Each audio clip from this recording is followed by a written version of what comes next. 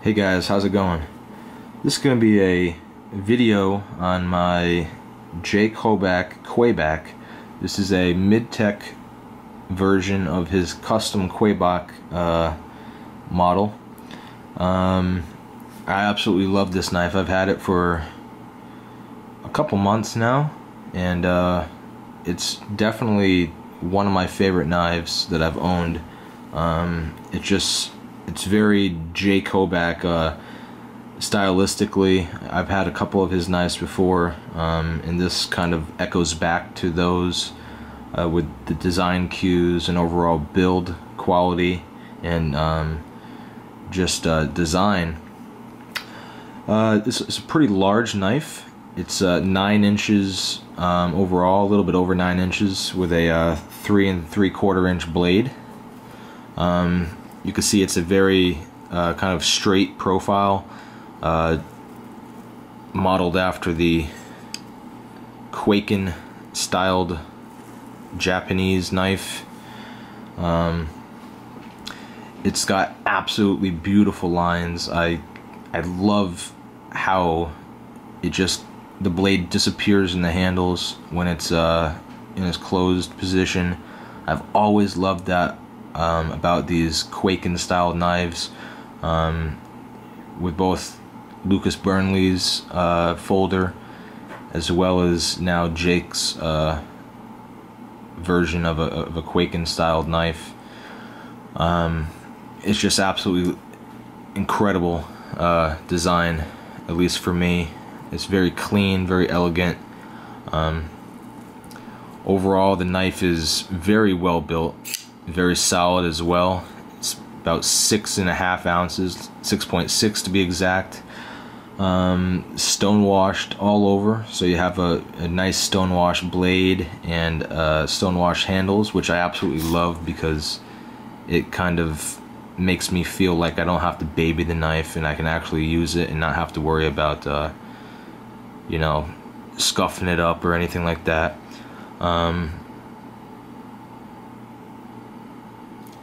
It rides on ball bearings, caged bearings.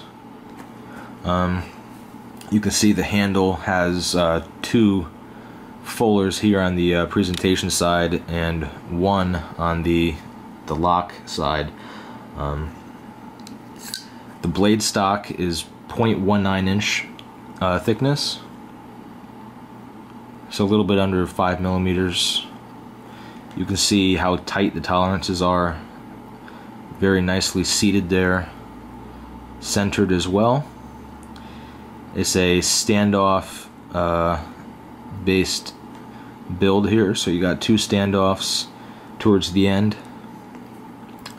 I love the pivot. The pivot is very simple, just sort of like a flathead type design there, and it's actually designed to be used with a coin, so you can just adjust that as needed without having to break out any tools. I prefer to use a penny. That way you have copper interfacing with the steel, so you're not going to scuff it up. But that's what I use, just to tighten it up every once in a while. Very nice action. Very nice action. I absolutely love the action on this, as well as the sound it makes. To me, it sort of sounds like a sword coming out of its sheath. Kind of got that sort of like a metallic type sound.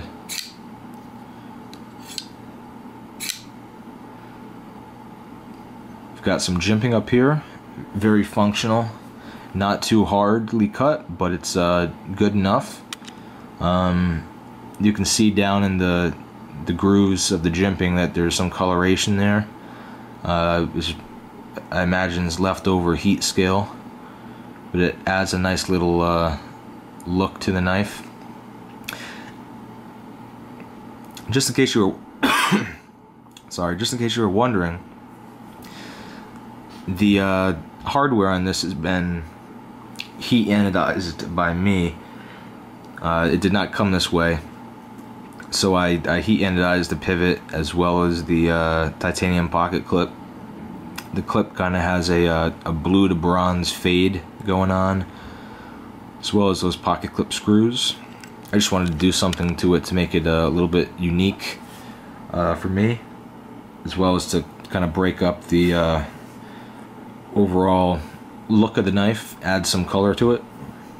This is a great platform for kind of, you know, tinkering with and messing with as far as anodizing and stuff like that goes, because everything's just kind of, you know, stock finish, and it really lends itself well to alterations.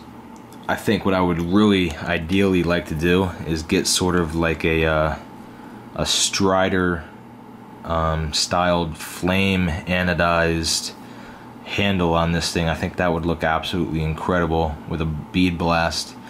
I think that would look awesome, personally. Don't know if that'll ever happen or not, but that is something I have in mind currently. The pocket clip is reversible, so it's going to be left hand, right hand carry, tip up.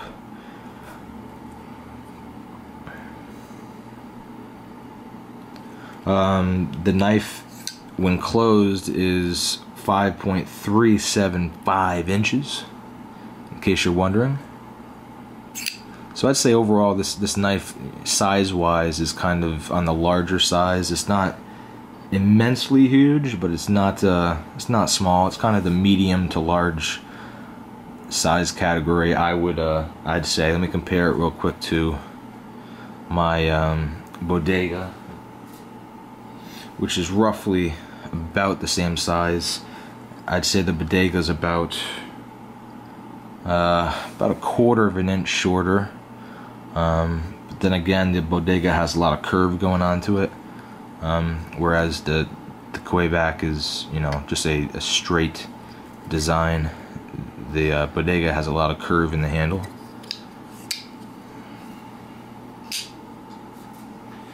So overall, I'm very impressed and very happy with this knife. It's I've always wanted to have one of Hoback's Kwaibacks, but lately they've, you know, just been kind of crazy with the secondary market pricing and whatnot, pushing $2,000 if you can even find one. So this is a really nice option to get into that design and pretty much that knife for a really nice Midtech price. I believe this was about 600 bucks. I picked this one up at Blade HQ. They've since sold out of all the ones they had, but I'm very glad that I had the opportunity to get it. Just do some more close-ups here.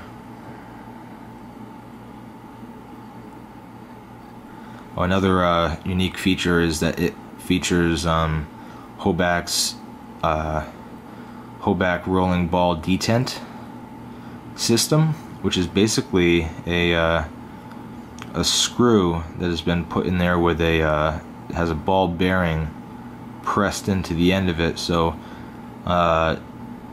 it makes the detent adjustable for tension. So you can actually put a screwdriver in there. I forget what it is. I don't know if it's hex, but you can actually adjust the tension there and make it a little bit lighter of a detent or a little bit stronger, however you prefer. So that's a pretty unique feature. Nobody else is doing that.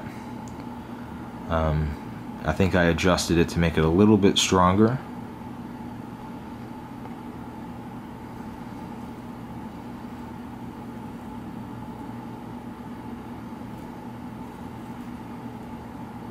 You just see how nice and elegant this knife is.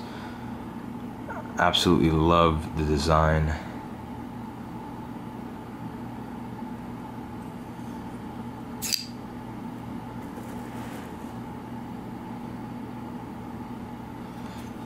In the hand, it feels real comfortable.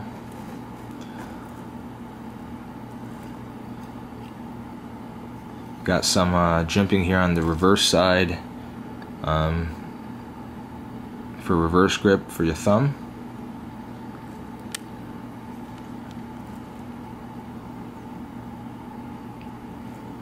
You can see it has Jake's signature biblical etching there. Here we got John 10:11.